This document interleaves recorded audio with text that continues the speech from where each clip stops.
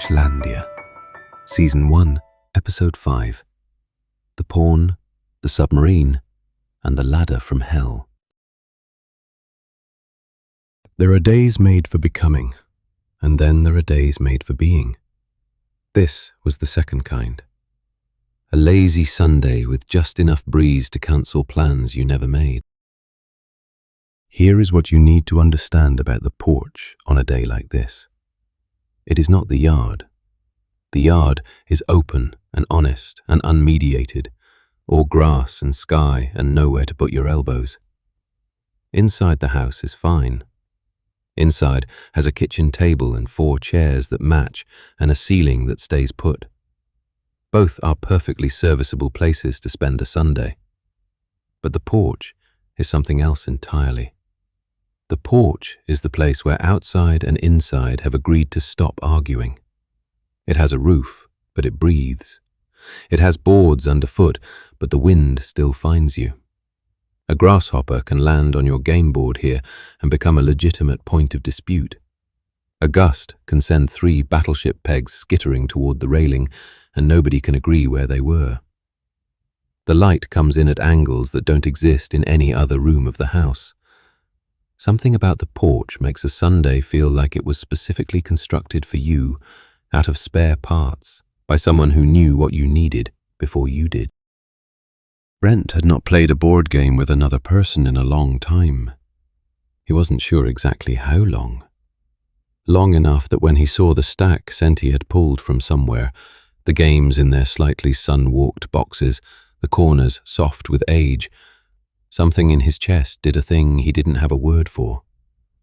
Not quite grief, something adjacent to it, but warmer.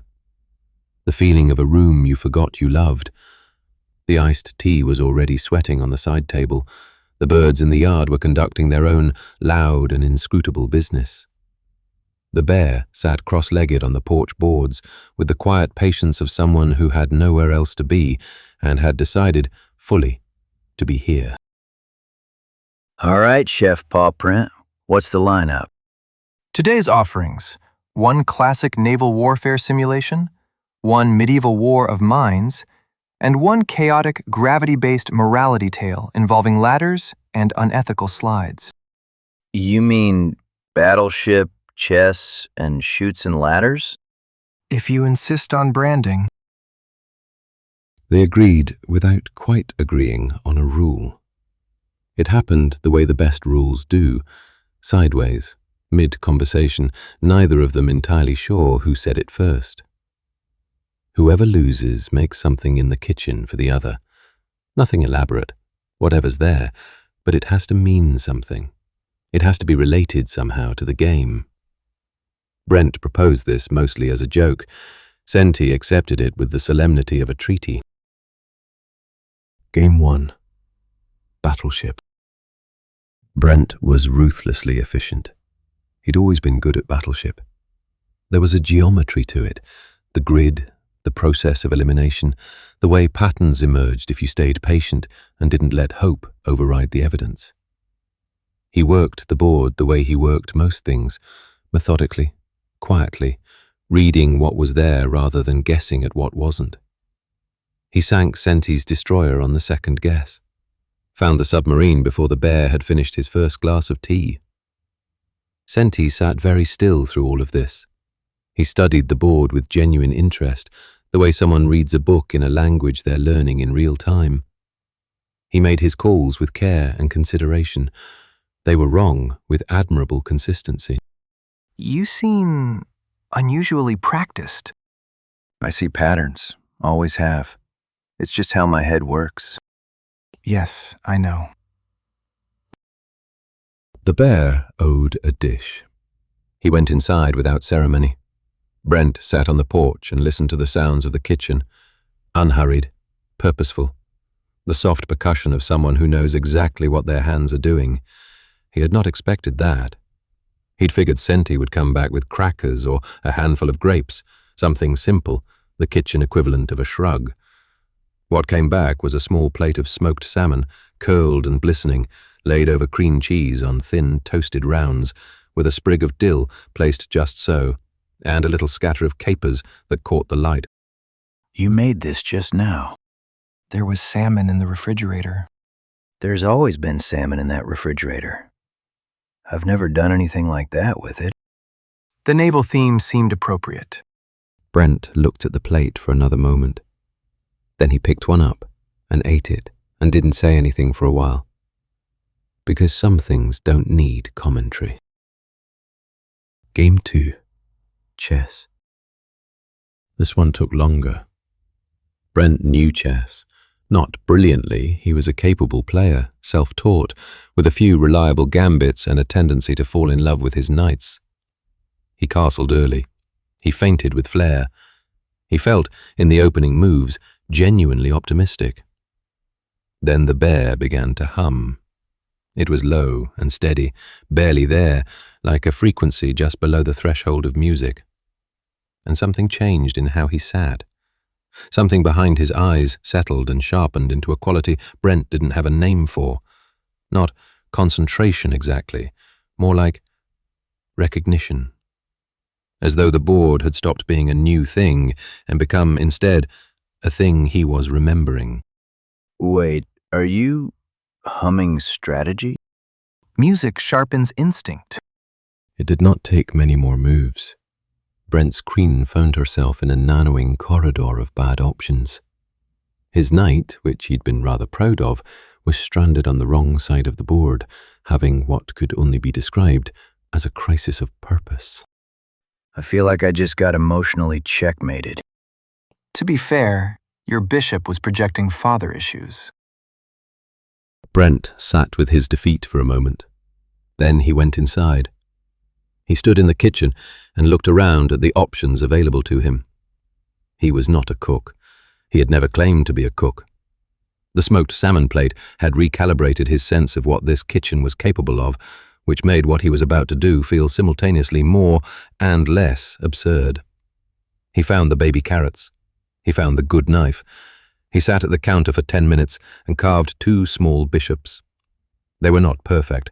One leaned slightly, but they were unmistakably bishops. The notched heads, the narrow bases, rendered in orange, sitting in a little ramekin of ranch dressing when he carried the plate back outside. Bishops a la ranch. I'm not much of a cook. Senti looked at the plate for a long moment. Then he looked at Brent. Then he put his head back and laughed. The full, unself-conscious laugh of a bear who was not expecting to be ambushed by something this good. It was the warmest sound the porch had held in years, maybe longer. He picked up a bishop, dipped it, ate it with great ceremony. Perfect. Structurally sound, good mouthfeel. The one on the left is meant to represent my knight's emotional state. I know. I can tell. Game 3. Chutes and Ladders. It began innocently. A grasshopper landed on square 14 during the second round and refused to move. They agreed to play around it. This was the correct decision and set the proper tone for everything that followed. Brent was ahead early. Senti was trailing, philosophical about it, spinning the dial with the unhurried air of someone who understood that the universe would do what it intended, regardless of his input. Then the ladder arrived, a big one, square 28 to 84, and the bear ascended it with quiet composure, as though he'd been expecting this all along. You just hit the mother lode. It's not the ladder I fear. It's the slide that follows. A few turns later, Brent hit a chute so punishing it felt personal. He slid from 87 back to 24 with a sound that was not quite a word. This game was designed by someone with a deep hatred of progress. It's not a game. It's a prophecy. The final turn was absurd. Brent sat 1 square from winning.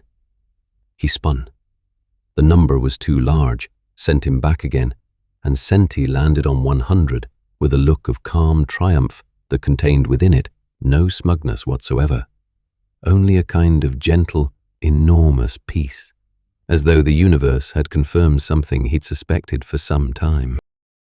I just got spiritually defeated by a bear in a children's game. Victory comes not by striving, but by surrendering to chance. You're unbearable.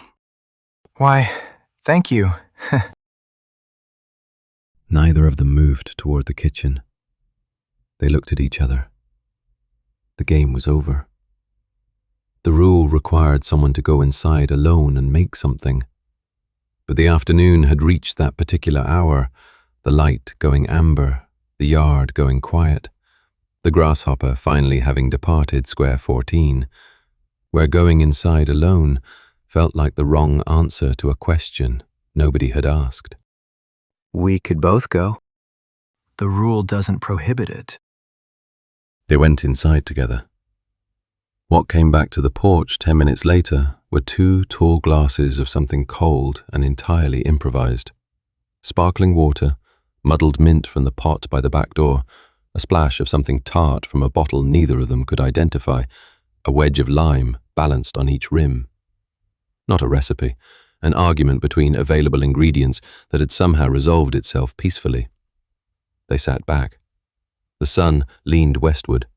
The tea had long since been drunk, and the board games lay scattered across the porch boards, pieces everywhere, a few paw prints on the battleship grid, the chutes and ladders board folded imperfectly back into its box. Brent raised his glass. Senti raised his. They didn't say anything. They just drank, and let the porch hold the afternoon, and listened to the yard begin its evening sounds. Later, when the light had gone the color of the inside of a peach, Brent looked over. Thanks for losing the first one. I didn't. You just got lucky. There. I watched you place your carrier diagonally. That was artistic license.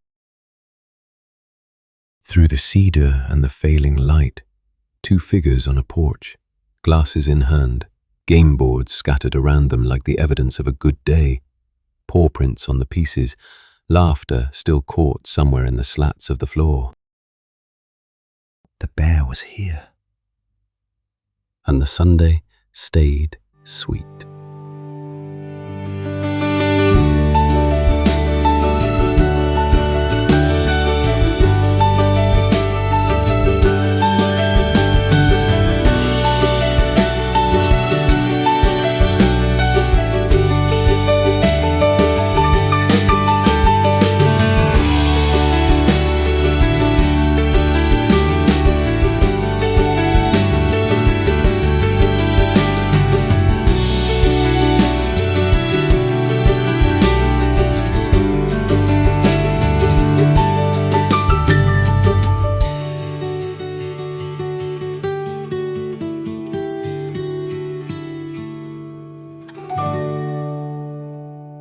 Porchlandia is an original work created by Brent Brooks.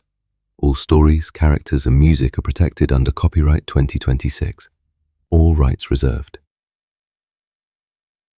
The porch light stays on.